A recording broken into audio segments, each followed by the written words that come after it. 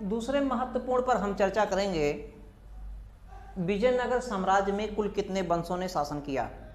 विजयनगर साम्राज्य में यदि बात किया जाए, कुल 4 वंशों ने शासन किया, जिसमें नंबर 1 है संगम वंश, 4 वंशों ने शासन किया है।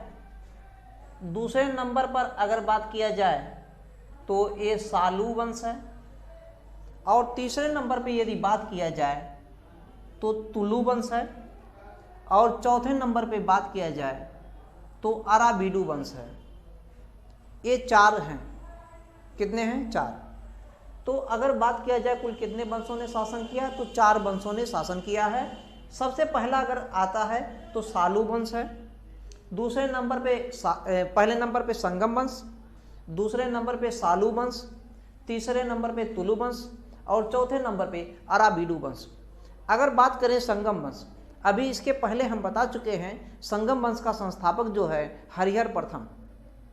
इन्होंने अपने पिता के नाम पर, अपने पिता के नाम संगम पर इस वंश का नाम संगम रखा है। और इस वंश का अंतिम जो शासक है, ये पहला शासक है हरिहर प्रथम, और इसका अंतिम जो शासक है विरूपाक्ष द्वितीय है।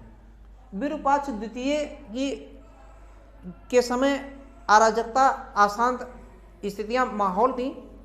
उस अराजकता की स्थितियों को अवसर का लाभ उठा करके सालू नरसिंह ने, यानी कि नरसिंह सालू ने गद्दी अर्थात सिंहासन हासिल कर लिया और नया एक वंश स्थापित किया, सालू वंश। इसने लाया था कब? 1336 ईस्वी में। 1336 ईस्वी में संगम वंश की स्थापना के साथ ही विजयनगर को लाया, विजयनगर को स्थापित किया। इसके बाद में सालू वंश आते हैं। सालू वंश इंपॉर्टेंट है, पूछा जाता। सालू वंश का संस्थापक, ये अंतिम जो शासक इम्माडी नरसिंह है, इसको समाप्त करके वीर नरसिंह गद्दी पर बैठता। ये इंपॉर्टेंट नहीं, ये इंपॉर्टेंट है।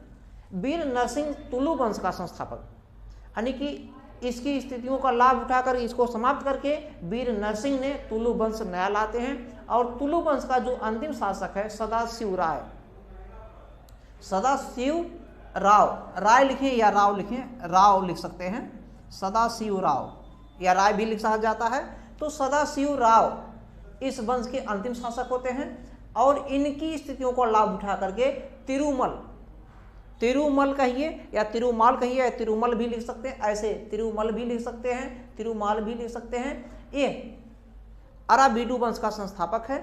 और इसका जो अंतिम शासक है श्री रंग तृतीय, और उसे वेंकट जो है यहाँ पर मेन आते हैं, लेकिन उसके बाद में भी कई आते हैं, ऐसे चलते रहते हैं। यानी कि आयोग विलासी केवल कहने के लिए शासक चल रहे हैं। और अंत में ये श्रीरंग तृतीय, ये मुगल काल के समय में इसके समय पूरा का पूरा विजयनगर समाप्त हो जाता है और पूरा विजयनगर जो है मुगल साम्राज्य में मिला लिया जाता है। यहाँ तक समझ में आ गया? तो इसमें कुल यदि पूछा जाए विजयनगर में कुल कितने शासकों ने शासन किया, कितने वंश के शासकों ने शासन किया है, तो 4 वंश के शासकों ने, जिसमें पहला संगम है, दूसरा सालू वंश है, तीसरा तुलु वंश है, चौथा अराबीडू वंश है।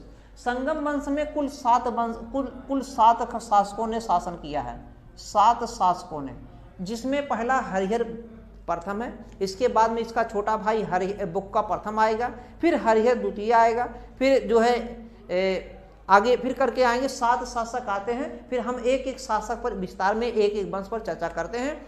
किसके समय कौन से यात्री आए इस पर चर्चा किया जाएगा।